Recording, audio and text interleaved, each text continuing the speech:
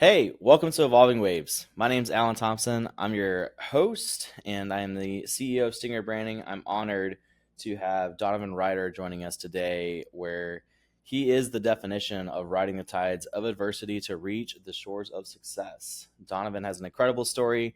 I've been privileged to know this guy for like 10 plus years now. Man, I'm super stoked for this episode. Definitely going to be a good one to tune into. Before we get started off, just want to thank our sponsor, Stingray Branding. If you're looking for a local marketing agency that is able to dial in your marketing anywhere in the country, everything from web design, social media, Google Ads, and everything on and beyond, we are that agency for you. Give us a call or reach out to us at stingraybranding.com. So, Donovan, welcome, my man. I appreciate it. Thanks for having me.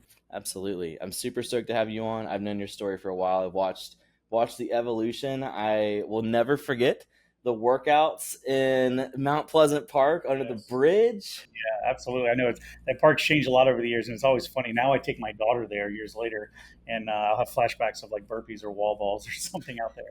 Dude, I remember pulling up like one workout and I think you guys are like a kettlebell in the car. You're like, here, grab your kettlebell, let's get to work. And I think there was just like 4 or 5 of us that were there. Yeah, absolutely. That was super good times. So you've got an incredible story. I mean, from back in the day, I know that we had talked, and I had heard your story back then, but it had been a while since I kind of refreshed on it. And looking through, doing some research online and stuff before our episode, I was really impressed to kind of hear some of the things that had led you to entrepreneurship.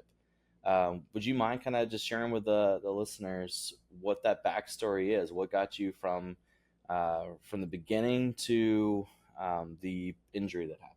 Yeah, absolutely. So I grew up in Orangeburg, South Carolina. It's not too far from Charleston, super small town, and there wasn't really a lot to do for kids there. I wanted to be a Ninja Turtle, so watching the original Ninja Turtles, and just really enjoyed it. I was walking around the house. Kicking and punching the pillows. My parents were like, "Don't kick the dog." So I wanted to get into something, and my parents just looked up and asked around, "Are there any martial arts schools in the area?" And the only one happened to be in a rec center. So, and it happened to be Taekwondo, which is what I fell into.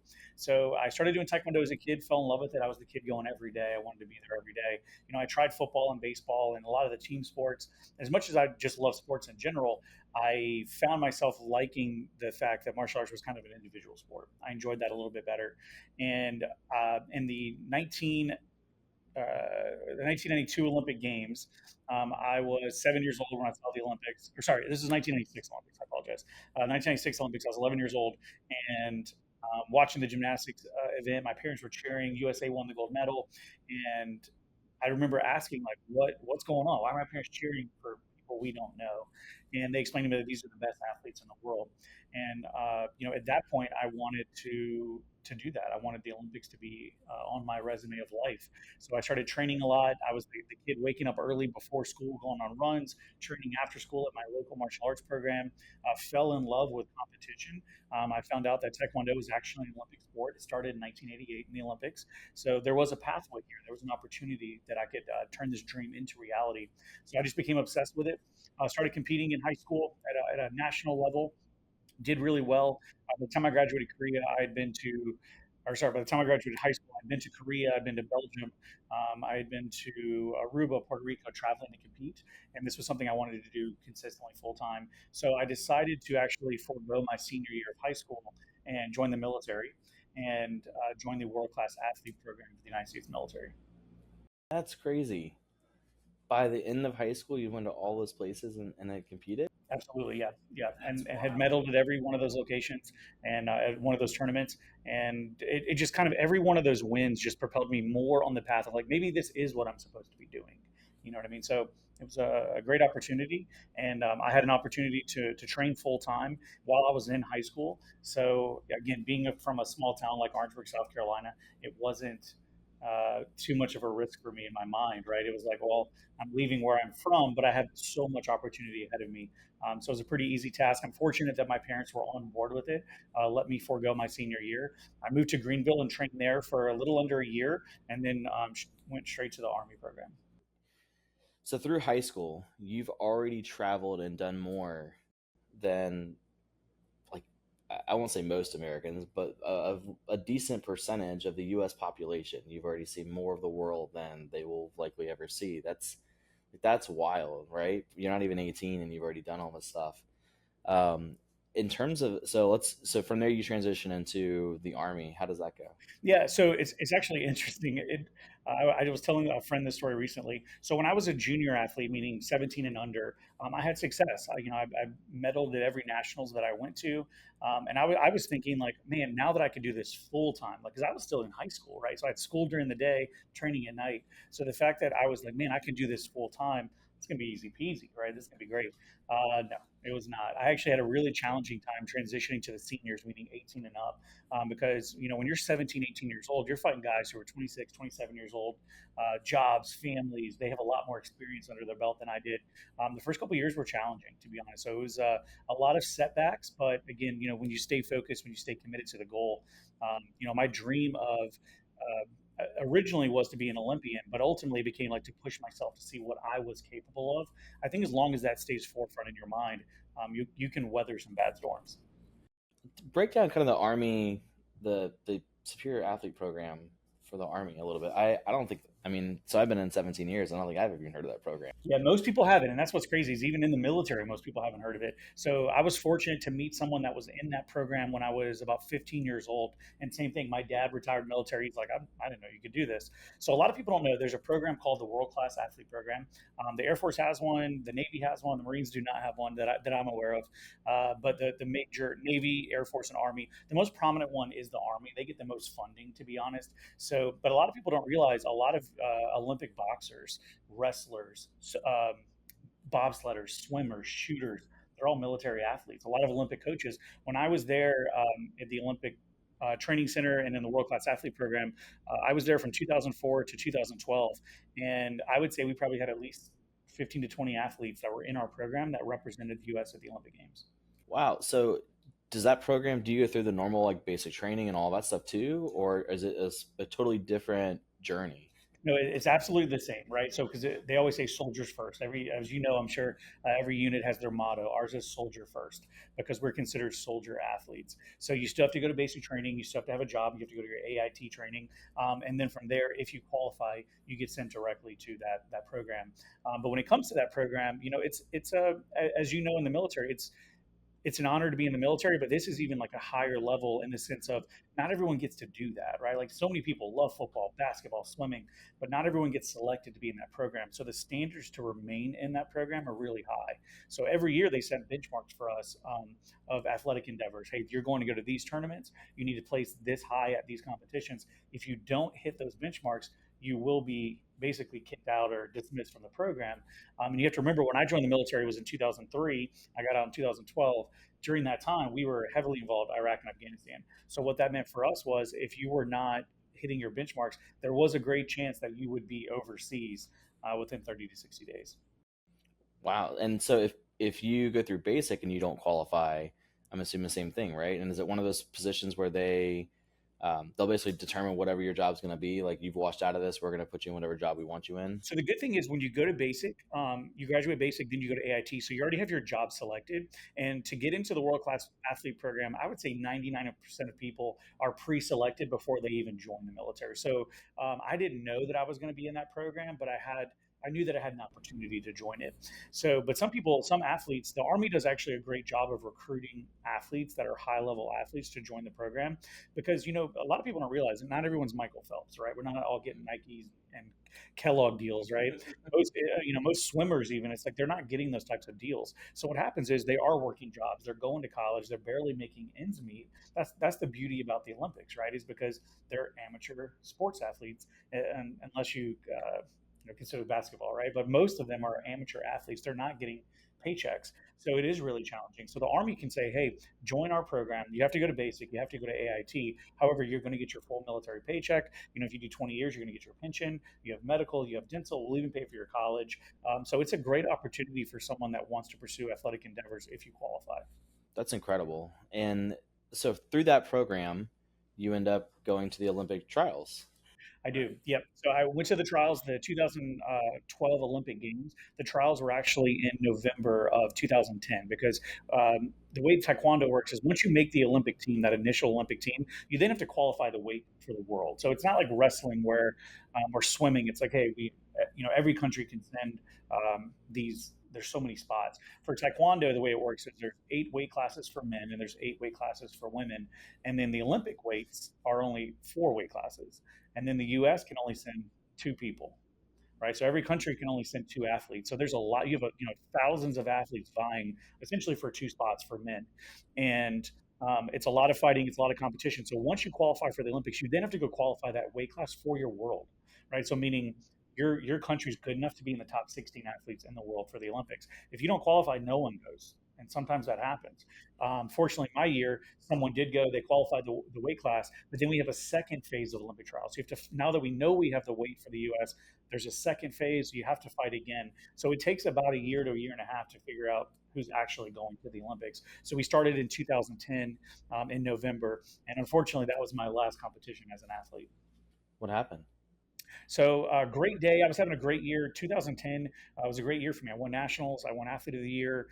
Made collegiate national team. It was a great year for me.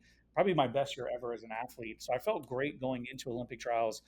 Had been training hard. We actually went up to Aspen for a month to get even higher altitude training while I was out there. Honestly, I felt ready. There was no questions asked that this is where I'm supposed to be right now.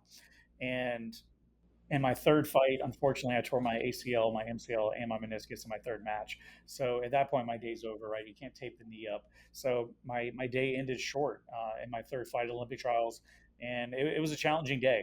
I would just remember thinking, this wasn't just like, sometimes you lose a tournament, it's a tough day, but this was it. I mean, this was what I've been training for in my mind since I was a little kid.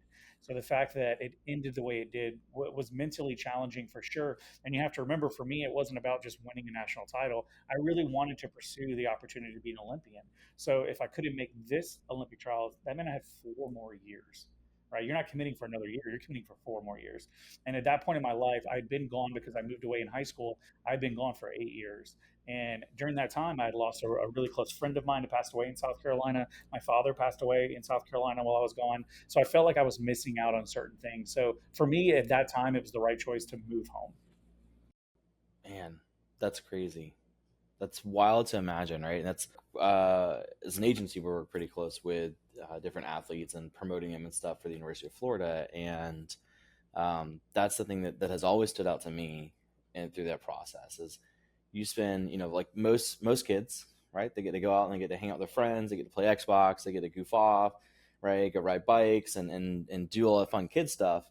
But whenever you're training at the level that like you're training and that D1 athletes and professional athletes are at, they've spent their entire youth dedicated to this one mission, this one goal, most of their off time and all of that downtime they could have had in high school instead of getting to go out and party and do all the crazy story stuff that people come out of high school with and college with.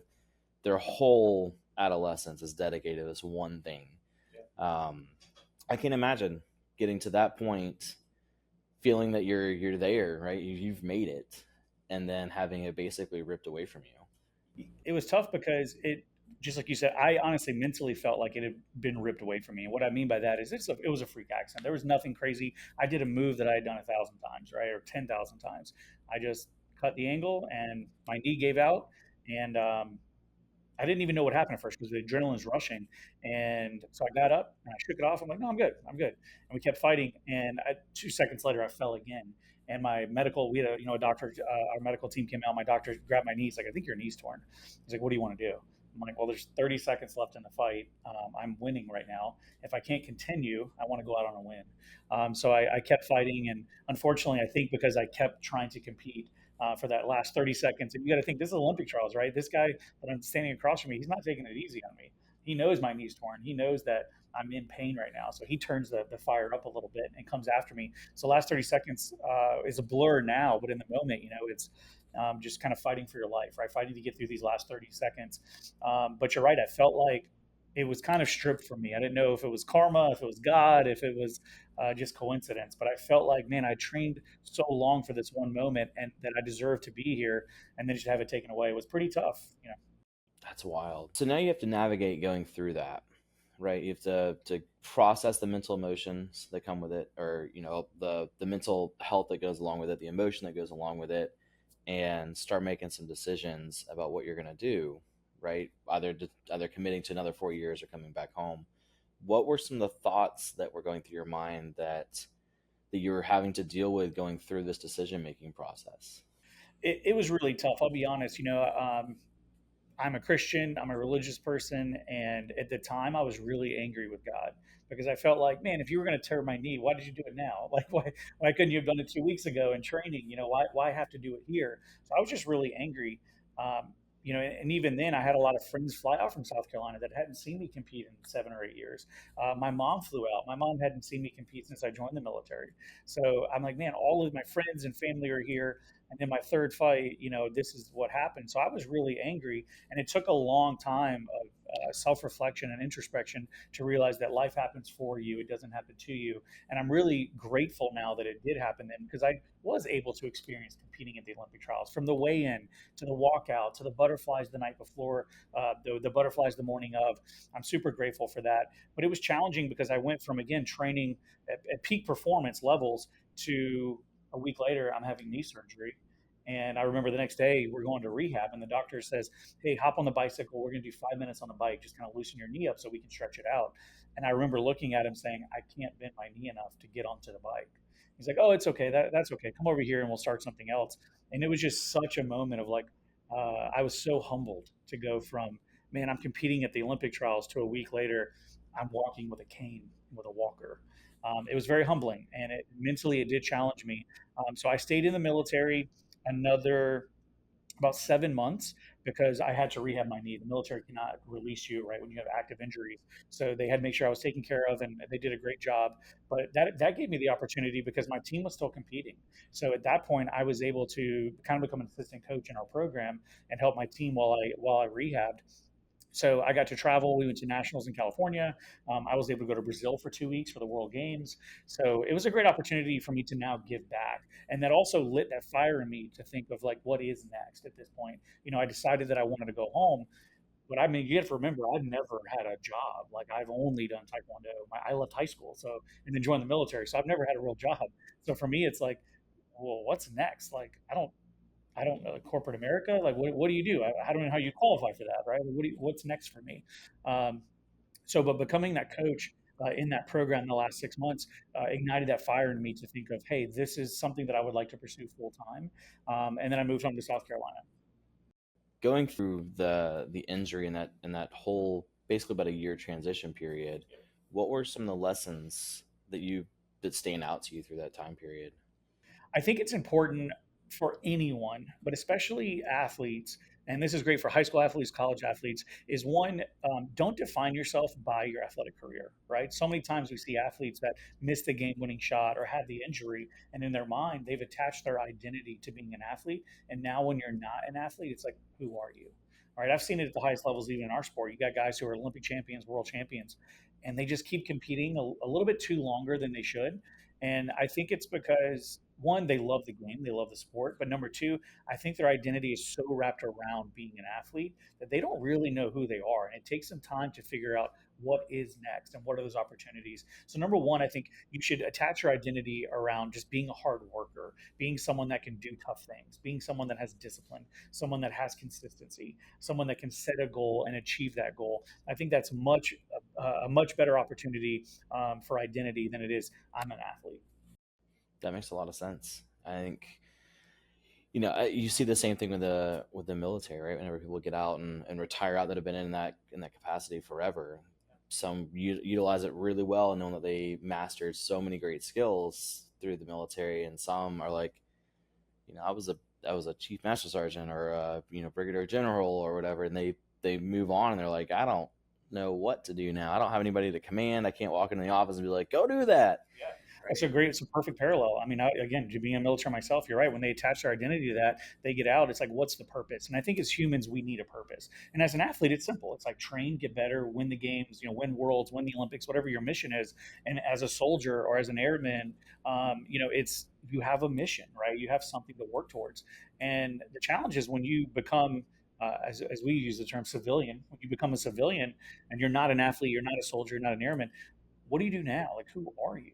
And that can be a challenging thing for a lot of people. What do you do You now? Like, who are you? And that can be a take challenging thing for a lot of the people. experience of the Olympics, So take the experience of the you military. You take have that the mission in front of you, experience, and you come take the back to South experience for Carolina and decide to go in entrepreneurship. and Where obviously knowing what you do now, Taekwondo makes sense.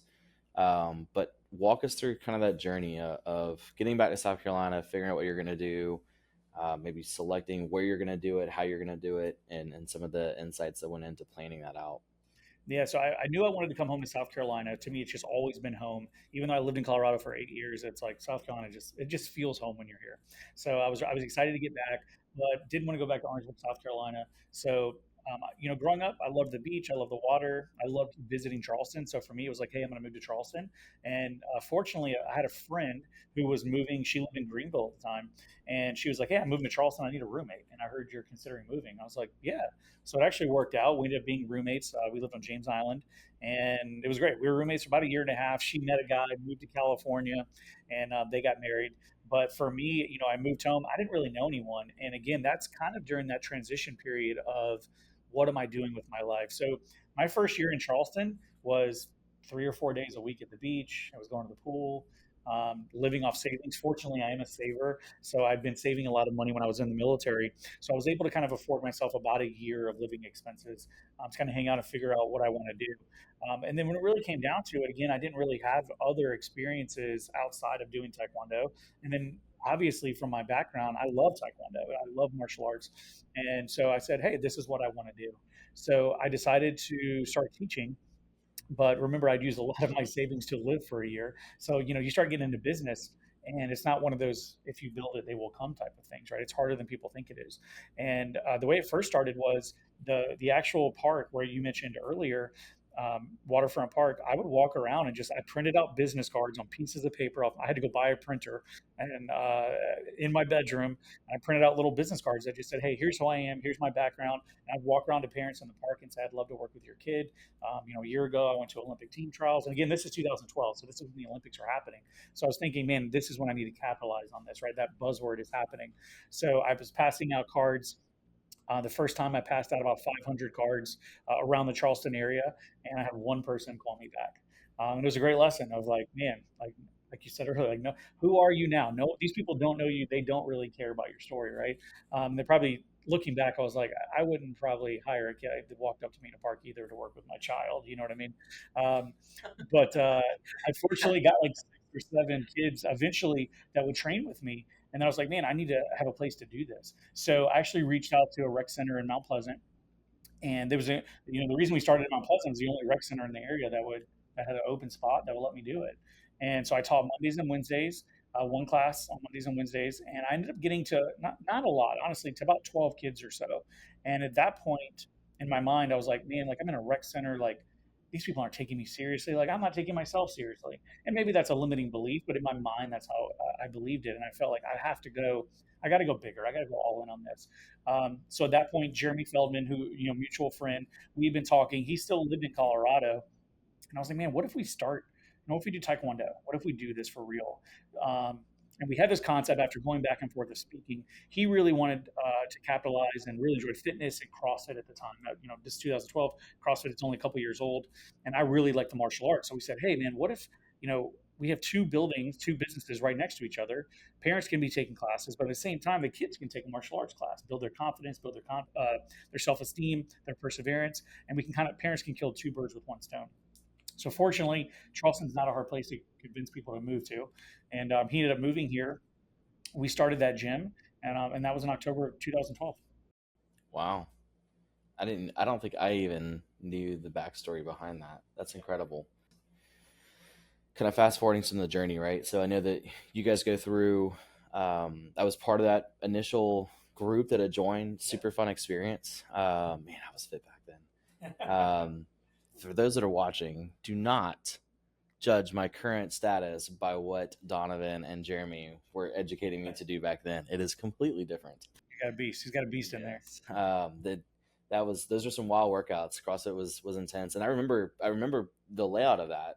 The two businesses side by side, and you would walk up, and yeah, I remember the kids could like walk right over to Taekwondo, and then you walk right into CrossFit Frequency and blaring music, and you're pounding it and working it, and you're ready to die by the time the workout's over. And it's like, all right, kids, let's go. Yeah, exactly. Yeah. That's awesome. So I know that since then there's been some transitions and whatnot. I know Jeremy exited the business and went into real estate. You continue on with Charleston Taekwondo, and you're now at 11 studios, right? So we're opening number 9. We've opened 11. I've opened 11 brick and mortar locations in 11 years, but 3 of them I've exited from. Okay, so we're at 9 studios. Yeah. So personally, Brick and mortar we're getting ready to go locations through a in big 11 transition with years, expansion and stuff but as 3 of well. them I've exited from. And previously, So I we're was at in a 9 business that Yeah. had networking groups throughout the Southeast, personally, and we're gonna had done a really good job growing them here.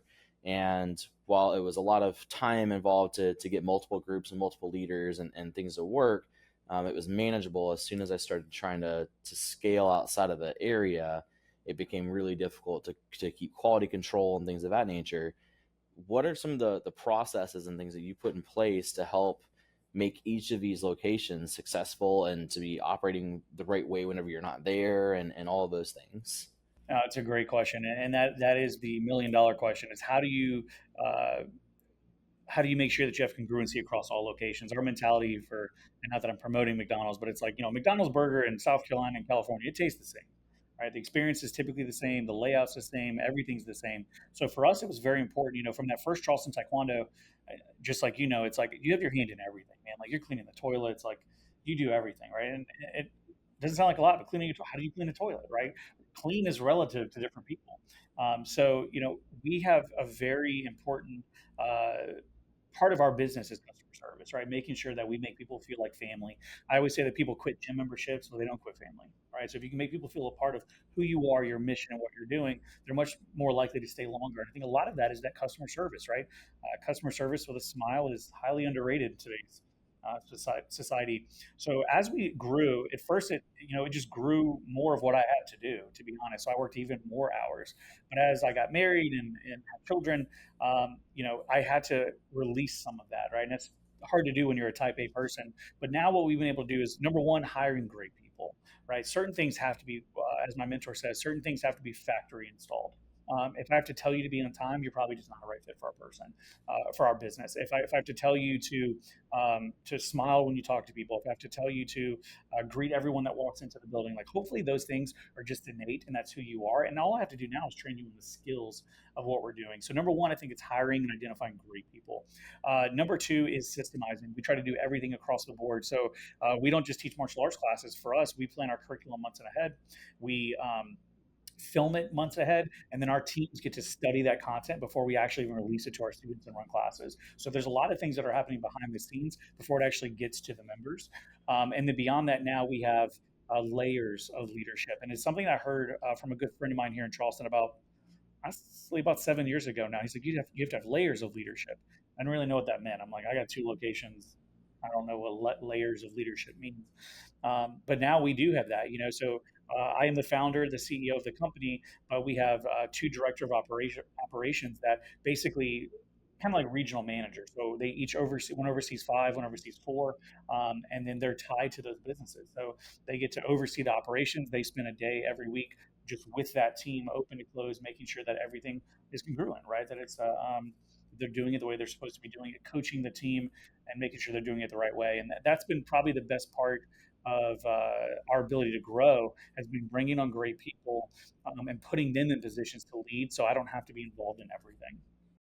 And that's like you said, it's the $1 million question. That's the question that most business owners can never figure out, is how to get themselves out of the daily operations so that they can actually go spend their time on business development, acquisitions, growth, and then maintaining that quality through. So now your director of operations is literally fulfilling the role that you used to fulfill. Yep, absolutely. That's Yep, awesome. they do exactly what I do. Yeah.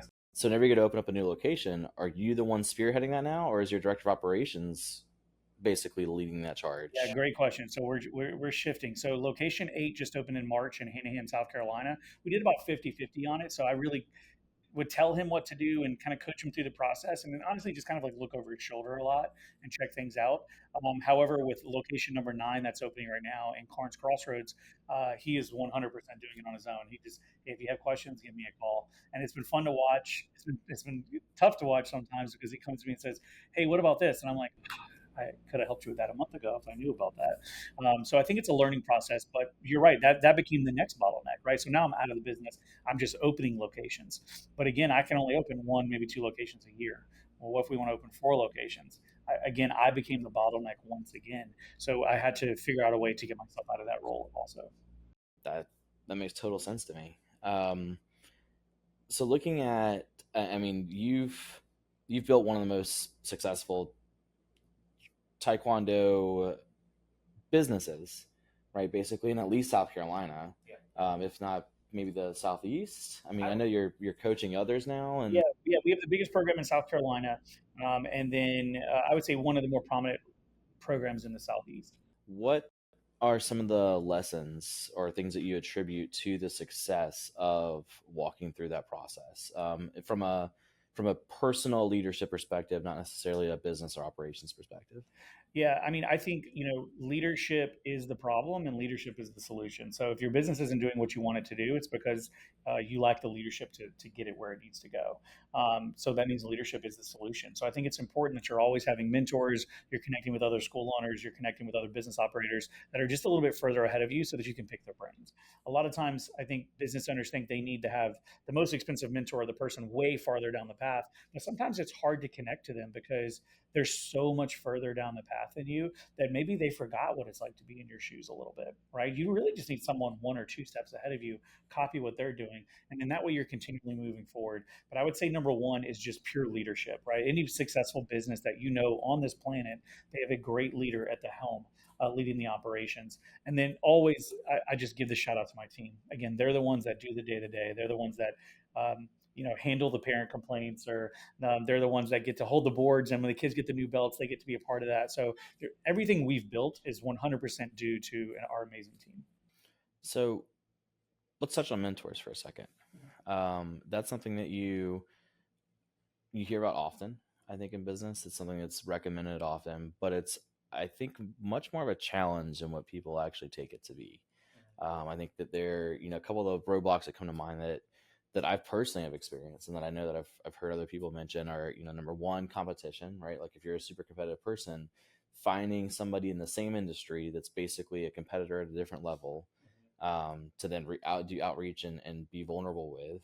And then number two, how do you like, so number one is how do you kind of overcome some of those things in your mind? I know you being a competitor probably had some of that as well. And then number two, how do you like, what was your process in terms of you going through and selecting your mentor that you picked initially, and then moving on from mentor to mentor? No, it's a great question. I 100% recommend everyone has a mentor. I mean, even normal, like moms or dads, or just at least be a part of a group of people that are in that same kind of experience you're going through. But as far as one, so let's talk about selecting a mentor. I think it's super important that a lot of people will see status or they'll see results, and they're thinking, man, I want those results, so I'm going to hire that mentor. And I don't think that's always the greatest thing to do. I think it's more important to find someone that you align with. And what I mean by that is someone can be super successful, but if they're cheating on their wife, no one wants to be around that, right? Or if they're working all the time, sure, the business is great, it's kicking off cash, but they're working 70 hours a week. I personally don't want to work 7 hours a week. So I want the result, but I don't want to do what they're doing to go through it, right? So I think it's more important to find someone that you align with. For me, right, typically being a dad, being a business owner, it's like, would I trust this person? Would I potentially trade places with this person? Do I look up to this person? Do I value their opinion? Like, are they faithful to their wife? Do they make sure that they're having quality time with their kids, right? Do they take care of their team? Do they give back to charities and run events like that? That means more to me than any amount of money that they're making. So that's how I've selected my mentors over time, is people that I align with. And I don't have to necessarily align with their entire life, but there has to be something about it that I'm like, I would like more of that in my life. So I think it's super important to identify more on a personal level who you connect with, more than a results level. And then as far as finding someone, you know, There's a couple of ways to do it. A lot of people, our mentors are expensive. I'll be honest. I worked with Bedros Keuilian for 2 years. He's $100,000 a year, and that includes one call a month for 30 minutes. It's $8,300 for one call for 30 minutes, and I get to fly out there twice a year and spend the day with them. People say, "Wow, that's crazy." It was worth every penny.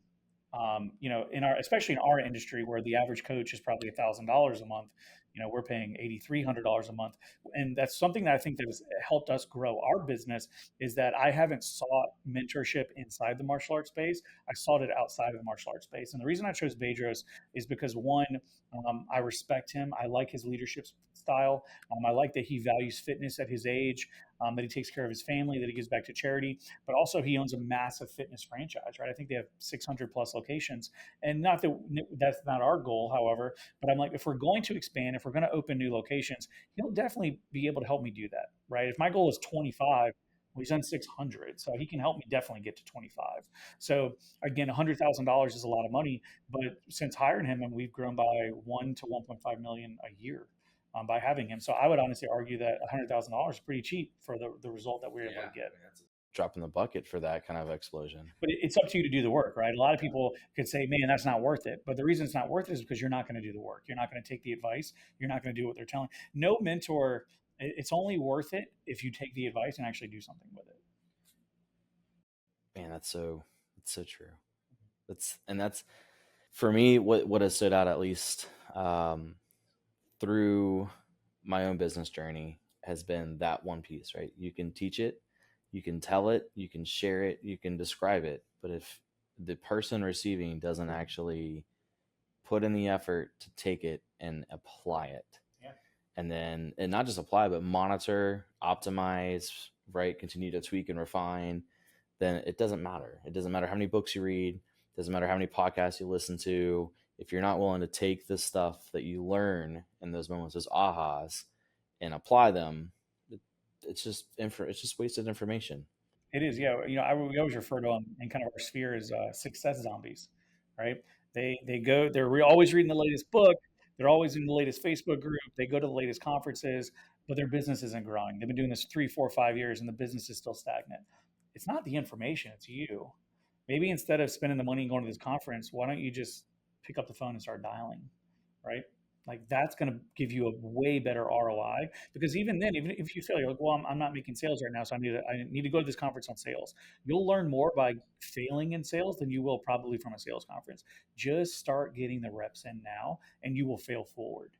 100%. Yep, 100%. It's funny, before we jumped on and started recording, I was talking about, recently coming into 10X and starting to be part of their culture and sphere and stuff last year. And then we had been sitting stagnant in revenue for about 3 years prior to going to that conference. I'm like, I need something to just change my mindset, I got to figure something out. I need to figure out profitability better. I need to get my margins bigger.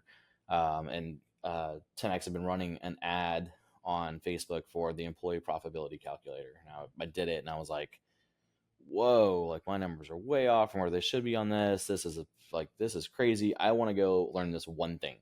So I bought a VIP ticket, flew out to Arizona, went to the conference. Literally out of a 3-day conference, I wanted one bit of information. And I went in and we're going through the marketing part, right? So the conference I went to has multiple segments, and we're going through this. One of the segments is marketing, and one's sales, and so on.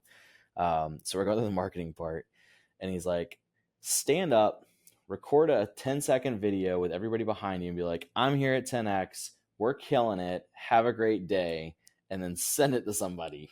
And I'm like, what? I'm like, I don't know. I hate being on camera. Okay. Isn't that ironic? Yeah. Right? So we go through and I do it. I'm like, this is super awkward. I don't want to do this. And I do it. And then afterwards he's like, how many of you haven't even bothered to post about your business, share what you're doing, tell anybody that you're doing it? How many people don't even know you're here? Like, how many of you came in here, you've been here for 2 days, and you didn't even bother telling anybody that you were at one of the largest business conferences in the world? Right. And I'm like, yeah, that's me.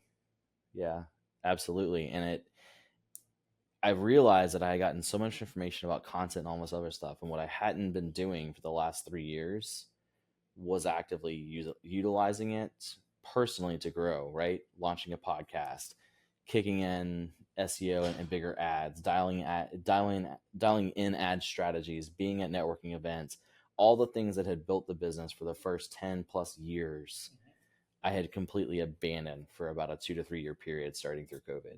Right. And the revenue matched it, matched the intensity, matched the effort, matched the drive. And we shifted all of that, right? I took all that information that I learned there and the other things that I've been accumulating over the last couple of years. I'm like, all right, let's start doing this. And in the last year, we've been on this like freight train of systems, right? Deploying systems and control measures and trying to reorganize our processes and structures and getting more efficient.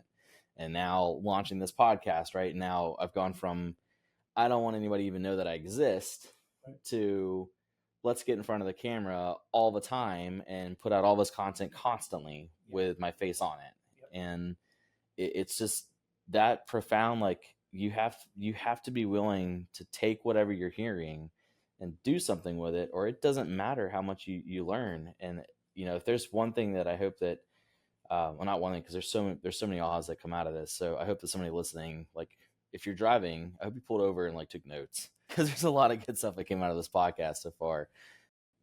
But with all that stuff that you heard, if you don't do the thing that Donovan just said, it doesn't matter all the other stuff that you heard, other than maybe helping with some mindset. Yeah. So as we kind of wrap up here, I got one more question for you. It's a one that I like asking everybody whenever I come in across them is, so what's next for your life? No, great question. So for us, it currently is in the business aspect is, again, we're opening number 9 right now. We want to have 25 locations by 2030. So it gives us about 5-6 years to grow. We need to grow about 3 a year is what we need to grow by. So that's the big goal right now is 25 in 5 is kind of what some people say, or 25 by 2030. So that's our goal right now. We want to be the premier martial arts program in the Southeast. That's our goal. We do not have any aspirations to franchise or license or anything like that. I like owning the businesses. I like being a part of it. One thing that we do unique in our locations is the head instructors that do really well, and we align with them, because business is like a marriage. So if we align with them and it's a good fit, we actually give them the opportunity to buy into their locations, so they get ownership in them, right? So not only do they get their salary, they're getting owner draws, and they're getting more money and more opportunity to grow not only our brand, but to grow their financial wealth and their future wealth. So I'm excited about that. We like to personally own them and partner with school owners that we want to be a part of. So that's professionally. But when it comes to personally, that's a great question. Spend more time with my family. I love being home with my wife. I love being home with my daughter. From being an athlete, traveling constantly. I mean, we used to travel at minimum once a month. Every year when I was in the military, we would leave and go do a training camp for about 2 months. So it was usually 60 to 70 days. I'd be gone away from my friends when I was in Colorado. And I think all those years of traveling now, I really just don't enjoy it anymore. I would much rather just be hanging out with my daughter in our pool or at the park with her, or going on a date with my wife. So when it comes to personally, let's keep doing what we're doing. I actually have one more question for you, one alibi. So wrapping everything together, what would you say are maybe one, or if it's not just one, maybe like the top 3 things as you reflect back on your time going through training for the Olympics, the adversity from the injury, transitioning, and where you are now? What are kind of the top 1 to 3 lessons that you've implemented that have allowed you to be where you are today? No, it's a great question. I would say a couple things. Number one, when it comes to uh, number one is just self development, right? And that doesn't have to be going to or going to conferences or anything like that, but it can be. That can be a part of it. It could be reading a book. I think it's going for walks and just internal reflection and talking to yourself. I think always trying to level up. What's one thing that you can do a little bit better, right? Well, I think the saying is, if you get 1% better every day, you're like 38 times better at the end of the year, right? Like, what's one little thing that you can do a little bit better today? Can we sub out this meal for this meal? Can we wake up 15 minutes earlier and get a little bit of reading in? Always pushing yourself for self development. I think another thing is, like you mentioned yourself, just take action, right? Like, money loves speed, wealth loves time, and I think all of life success just loves action, just taking massive action. When you want something, do you really want it, right? Like I gave up high school my senior year. You know what I mean?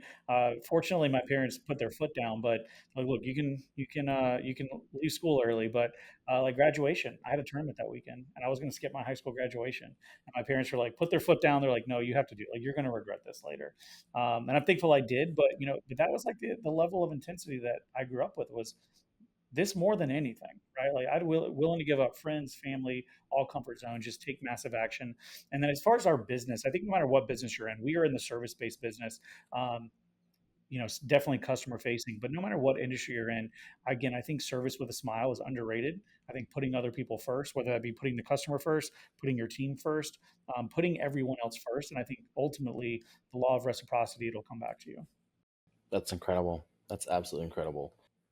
Thanks for being here, No, I man. appreciate it, man. Thank you so much. Yeah. For those that are listening in, as we kind of wrap up today's episode, remember that in the face of adversity, there is always the potential for growth, resilience, and success. Join us next time as we continue to explore inspiring stories of overcoming challenges and fixing and thriving in the journey of life. This is Alan Thompson signing off.